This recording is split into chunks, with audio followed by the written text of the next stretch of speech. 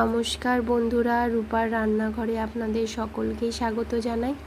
আজকে আপনাদেরকে করে দেখাবো আলু বেগুন দিয়ে পাবদা মাছের পাতলা ঝোল। প্রথমে এখানে আমি 8 পিস মতন পাবদা মাছ নিয়েছি। মাছটা ভালো করে ধুয়ে তাতে সামান্য লবণ, সামান্য হলুদ গুঁড়ো,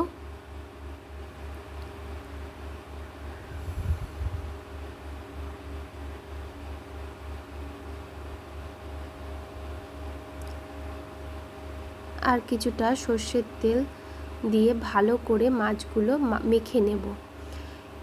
মাছগুলো মেখে অন্ততপক্ষে 5-10 মিনিট ওভাবেই রাখবো। তেলটা মাখিয়ে নিলে মাছগুলো কিন্তু ভাজার সময় সেরকম ফুটবে না। এরপরে কড়াইতে সর্ষের তেল দিয়ে সর্ষের তেল গরম হয়ে এলে আমি বেগুনগুলো ভেজে নেব। বেগুনগুলো দেখুন এইভাবে লম্বা লম্বা করে কাটবেন।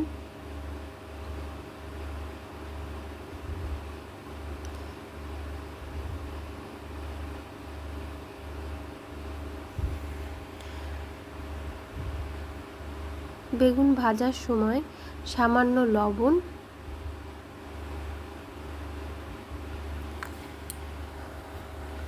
ও সামান্য হলুদ গুঁড়ো দিয়ে ভেজে নেব।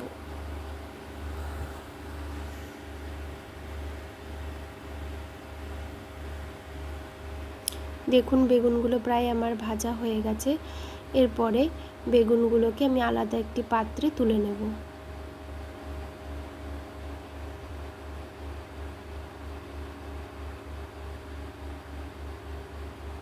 এবার ওই কড়াইতেই আরও কিছুটা সর্ষের তেল দিয়ে এবারে এক এক করে মাছগুলোকে ভেজে নেব। খুব কিন্তু কড়া করে মাছ ভাজবো না।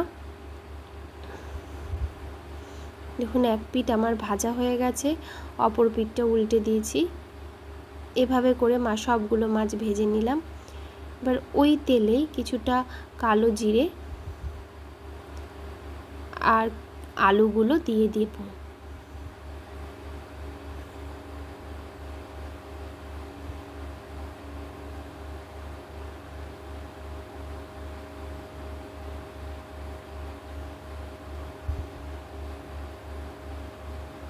তিনটে কাঁচা লঙ্কা দিয়ে দেব।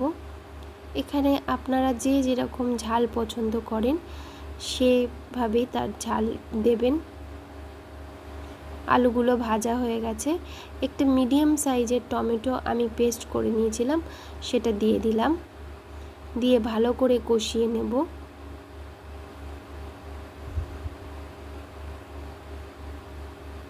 এরপর এর মধ্যে সামান্য লবণ, হলুদ গুঁড়ো,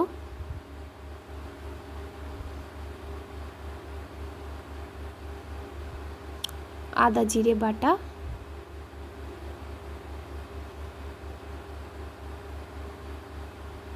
দিয়ে ভালো করে কষিয়ে নেব।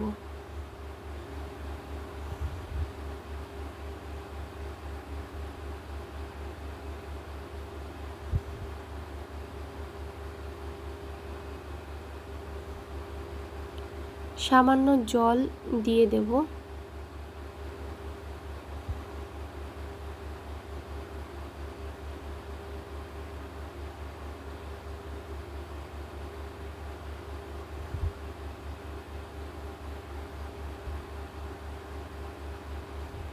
ভালো করে কিন্তু মশলাটা কষিয়ে নিতে হবে।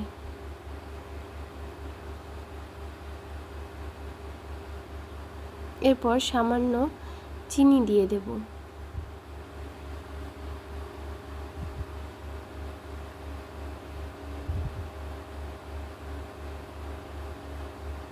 মশলাটা কষিয়ে এলে ভেজে রাখা বেগুনগুলো দিয়ে দেব। দিয়ে আবারও ভালো করে কষিয়ে নেব।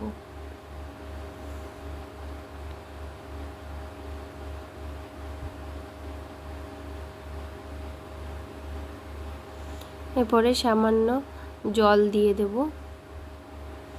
দিয়ে ঢেকে দেব।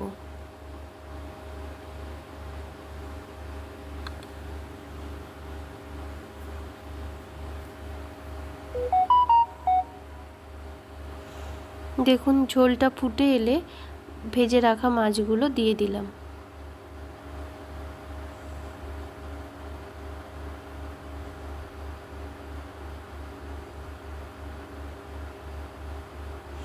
মাছের ঝোলটা কিন্তু প্রায় আমার হয়ে এসছে। নামানোর আগে ধনেপাতা কুচি দিয়ে গরম গরম ভাতের সাথে পরিবেশন করুন। আপনারাও কিন্তু বাড়িতে তৈরি করে দেখবেন আর অবশ্যই আমার কমেন্ট বক্সে জানাবেন। ভিডিওটি ভালো লেগে থাকলে অবশ্যই আমার চ্যানেলটিকে সাবস্ক্রাইব করে দেবেন। ধন্যবাদ।